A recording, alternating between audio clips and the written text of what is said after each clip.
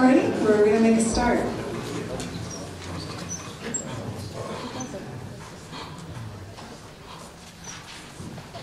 Hi everyone, and welcome to Green Drinks.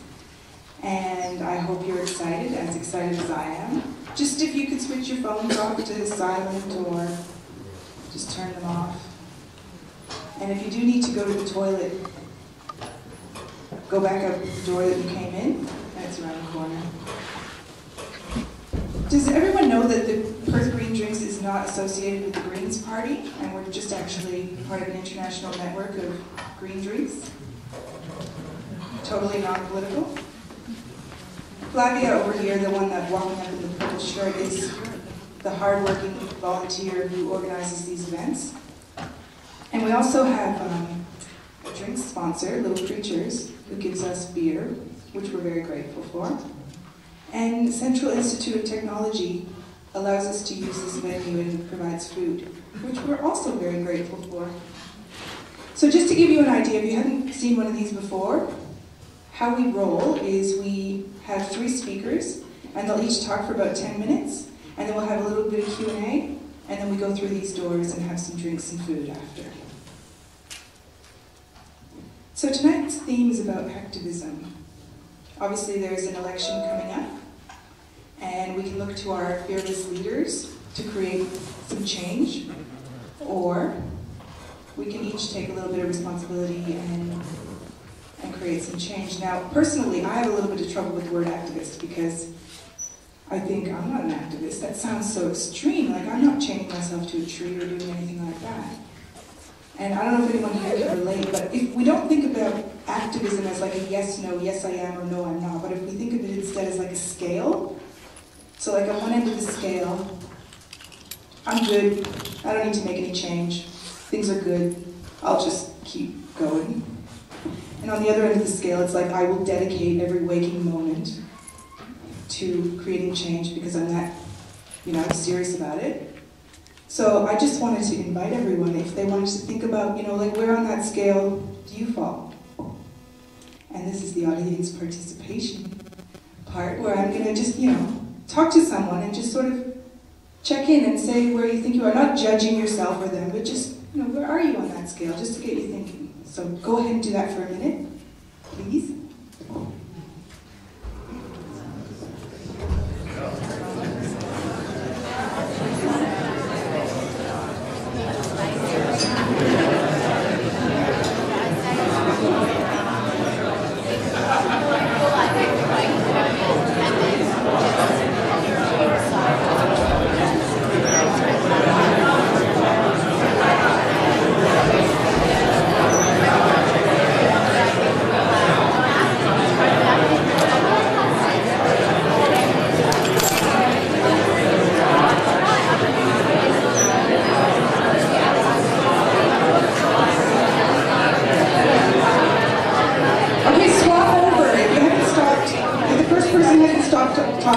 Swap over now and give the other person a chance.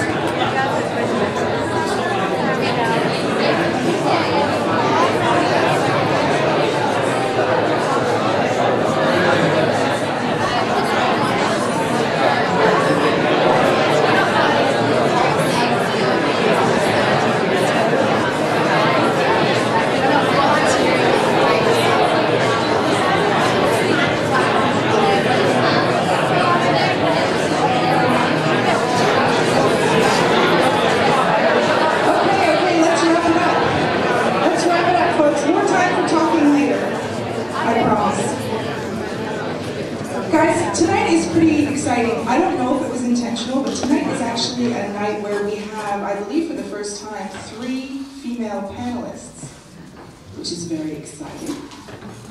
And they're each going to share something that's going on in their world regarding activism. I'm just going to give you a brief introduction to each, and then I'm going to give a full introduction for our first speaker. So we have Joanna Hunter. She's a consultant and a marketing professional, helping businesses reach their potential in terms of the social and environmental capital they return to society. We also have Amy Smith. She's an award-winning choreographer and dance artist who works at the intersection of arts and sustainability.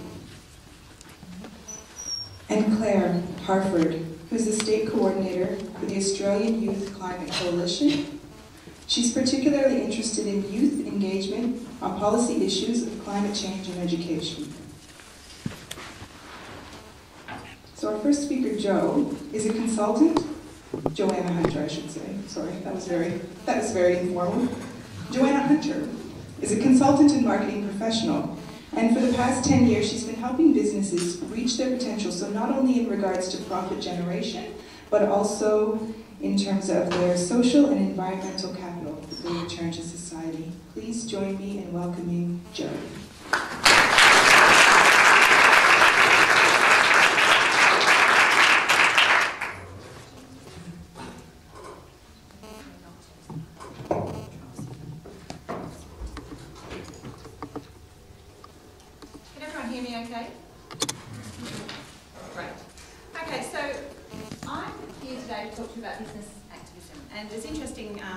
Susan's question at the beginning about what extent do you regard yourself as being an activist, because I actually never thought about what I did as being activism until I got invited to present at this Perth Green Drinks.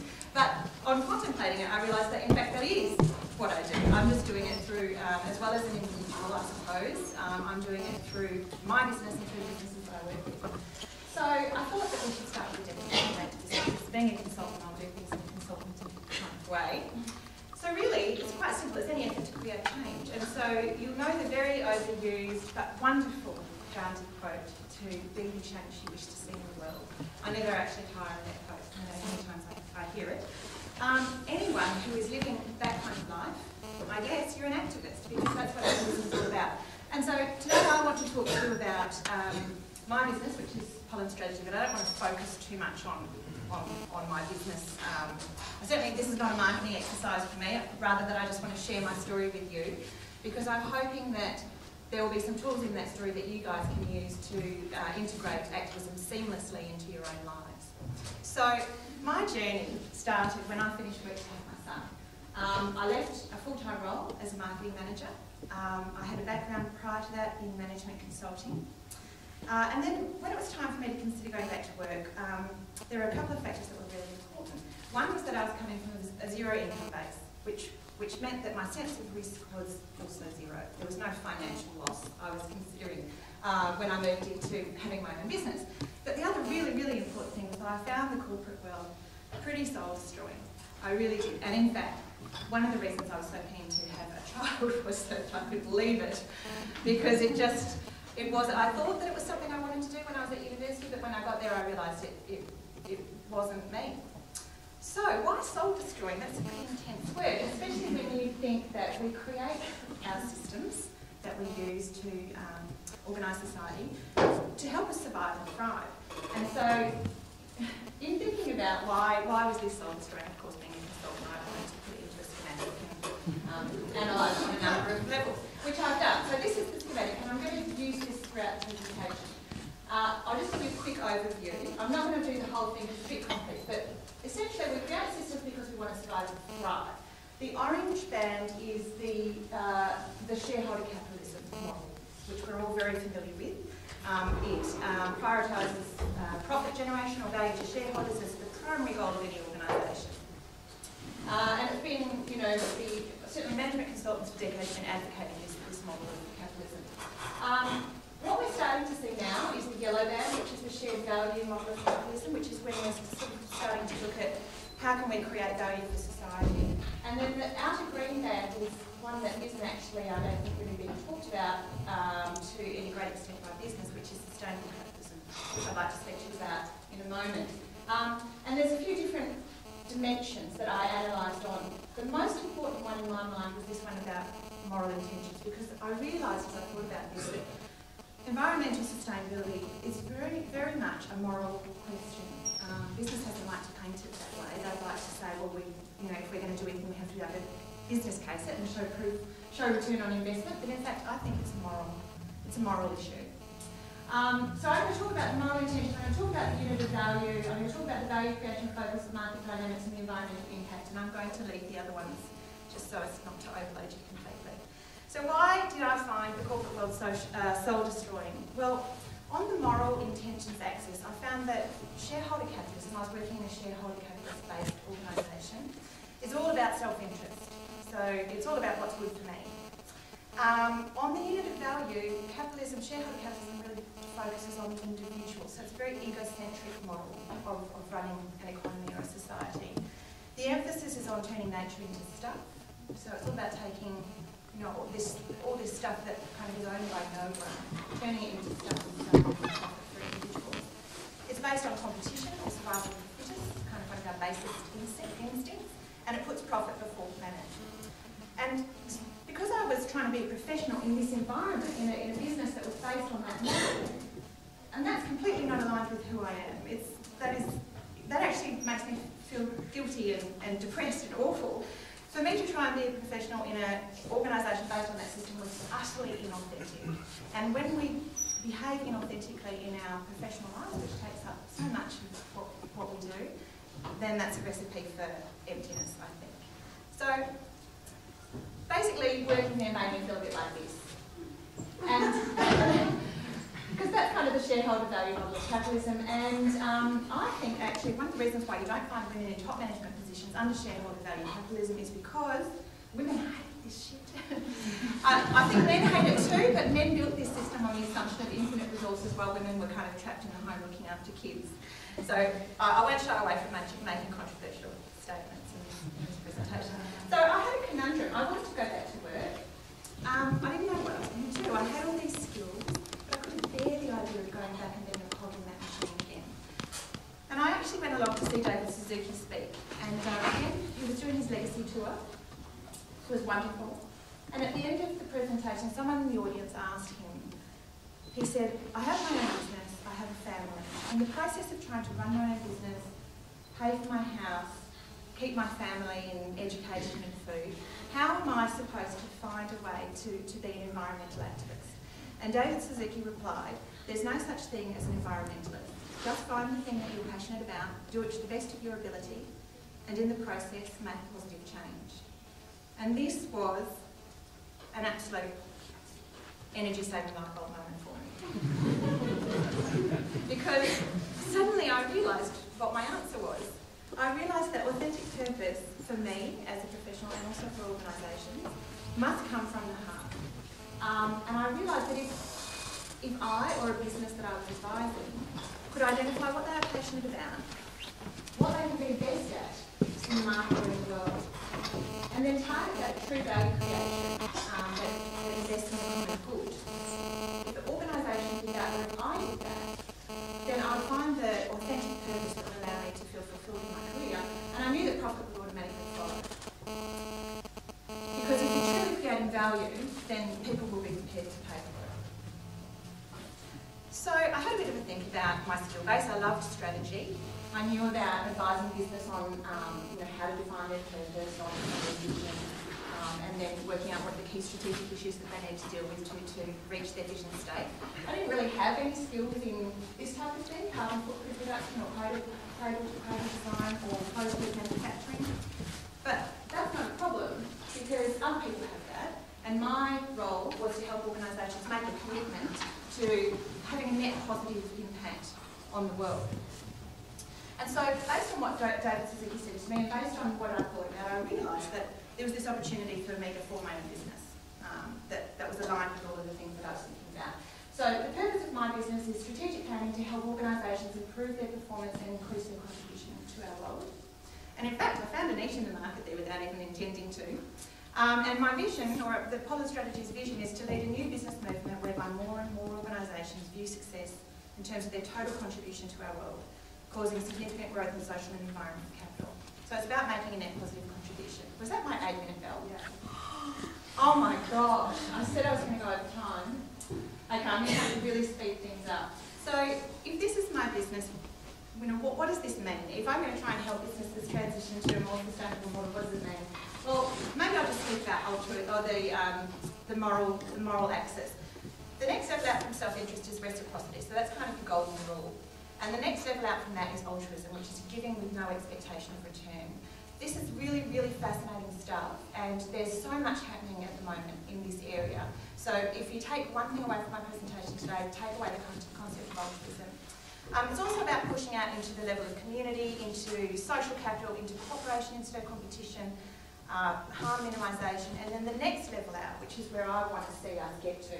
We've got altruism, where our unit of value is actually beyond the community. We're no longer anthropocentric and it's out to the biosphere level. We're balancing human-made social and natural capital, and we're actually, by our activities, having regenerative impact on the environment. I believe that this type of paradigm that I'm describing here would be very appealing to women and to men, and that you'll start to see 50% of women, or 50% of leadership roles occupied by women in this type of environment. Okay, so my business model, if I was going to do this, I had to kind of walk my talk. So what I did was I knew how much I could charge, and I knew how much was enough. Enough was significantly less than what I could charge. So I worked out what was enough, and then I knew I wanted to make a significant investment into society and the environment. So I added 25% to it. And then there was still a gap. So I'm actually one of the cheapest providers on the market. That 25% that I've got there, I can invest altruistically into whatever I like, in terms of philanthropy. And the beauty of altruistic investment is that you can conduct experiments. There's no mandate for return on investment. Of course you want it to be effective, but you're free to make mistakes. You can be innovative. It's wonderful the way it releases you to try new things. So that's my business model. Does altruism work as a strategy? Yes, it does. It's amazing. I think it's a karma factor. But basically, new scientists researched 180 companies that were investing into the environment and found that they were more profitable over the long term than their competitors. There's a bloke called Adam Grant at Wharton who's just written a book called Give and Take, which is all about altruism as a strategy to further your career and further the outcomes that you get. My experience is that this strategy works, and the reason, I think, is that authenticity of purpose activates better decision making, because you're doing things for a reason that comes from the heart, so you're not going to be led astray by money incentives. So investing in the common good has direct and indirect benefits. And I think the copies of these presentations are made available, so I won't take you through my little additional thing I've got there. So in terms of altruism, what am I doing with my business? Well, initially I just gave money to charity, but more recently I've been in the process of setting up a foundation called Common, which is basically a way for me to try and strive towards this vision of a bright future where the natural world and the human spirit are perpetually enriched by the activities of business and society. So I use my 25% to try and move towards that place. And the interesting thing is that when you invest altruistically, if you have a really strong sense of why you exist, of your purpose, then you actually, by accident almost, end up strengthening your business just by pursuing your curiosity, pursuing your interest in an altruistic way. It's really wonderful. So what am I doing with Common? I want to promote this notion of women rising. The role for women in the future in our economy is really important, really exciting. I want to give voice to sustainability through art. So Amy's going to be speaking about that next. What she's done in that area, which is wonderful. I want to combat the influence of the for-profit media and promote the investment in the common good by business and individuals. So what might I do? Well, public art is one thing I'm looking at. It doesn't have to be expensive. There's some wonderful, I don't know if you can read all that, but there's some beautiful examples there. Obviously that would have to say, not rainforest, but forest of the eastern hemisphere to be relevant for Western Australia. This is just some more fun stuff. And other more serious methods of dealing with the for-profit media. This artist is based in New York. She's wonderful. She uses art to make people think. That top one is actually an installation in the river. It judges water quality and allows people to interact with the fish that are in there and actually feed them appropriate food. So it's kind of bringing people, immersing people in that river environment to care about the health. And another campaign would be a common sense campaign of book gifting to CEOs. So giving them books as gifts to try and change the way they think about things. And getting CEOs to recommend these books to each other so that they'd be more likely to read them. Okay, I've got some case studies now about organisations that I've worked with, and I'll rip through them really fast. So Force is a mobile phone accessories distributor, and I've worked with them. They donate a percentage of their profits to carbon neutral, so they're planting trees. and they're going to be investigating biodegradable materials and packaging. Swan Yacht Club is a fabulous place for anyone who's ever been there. They kind of draw all their benefit from being on the river. They have a purpose of giving their members access to a riverside lifestyle and the social benefits of boating. And their vision is bringing life to the river, and they've actually decided that they're going to take custody, they're going to be custodians of the section of river that they benefit from. So you can imagine an installation like Natalie, Jeremy and Yenko's here would be wonderful for a place like that. RTRFM, their purpose is giving voice to Perth's cultural communities through various means, and they've installed solar panels. And actually, because I was working with them, they gave me the opportunity to go on air and talk about my business. So you kind of create these cycles of value creation together. Bedchat is a terrific company who are using eco-wood, so recycled print cartridges to build bus stops, and they are powered by solar panels, so powered by the sun, to light the advertising. And Bedchat also gives away advertising space for community and charity. So this is a campaign that I ran that they gave me the space for, to try and raise awareness about the plight of the black cockatoos. Holstey's wonderful. I won't go through their manifesto, but look it up after this if you haven't heard from them and read their manifesto. It's really inspiring. They're an American company. And Interface Global, Ray Anderson read a book called The Ecology of Commerce and had an epiphany and realised that he had to change the way he did business. They made a mission of having zero negative impact on the environment by 2020, and they did it because it came from their heart, because he knew it was the right thing to do after he read that book. So their purpose was authentic, but in the process of changing their business model, they actually saved $400 million in cost. And they are now far more successful as a result of their strategy than they were before. So they're a carpet tile manufacturer, another really wonderful case study, and read Ray Anderson's books, Confessions of a Radical Industrialist, if you get the chance. Okay, so how will these ideas take hold? There's this wonderful thing called emergence. I won't tell you about it, I'll let you read about it, because I'm taking up too much time. But it's basically about, as individuals, linking together, creating communities of practice, and then creating systems of influence. And that's how these things will start to become significant on a global scale. So I guess my question to you, to take away from this presentation, is how will you find your authentic purpose? And then once you do have that authentic purpose, where your skills are aligned with your passion and value creation at the common good level, how will you then elevate that to become a system of influence?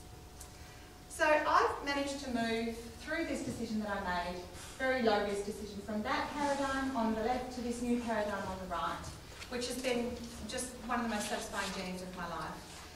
There's been a whole bunch of other stuff that's emerged from it, which has also been wonderful. And I'm hearing these words being spoken about in the business community now. Love. People in business are talking about love. It's amazing. You know, altruism, intuition, spirituality is on the agenda. Freedom, vulnerability, generous connection, all wonderful things. And it's one of the easiest, lowest risk things I've ever done to make this transition. To honour authenticity, I have to tell you, I'm certainly not getting this all right. I'm failing. I'm failing, constantly, but I'm quite comfortable with that. I forgive myself easily, and I'm the happiest I've ever been. So I opened with the Gandhi quote. I want to close with the Gandhi quote. Whether humanity will consciously follow the law of love, I do not know, but that need not disturb me. The law will work just as the law of gravitation works, whether we accept it or not. Thank you.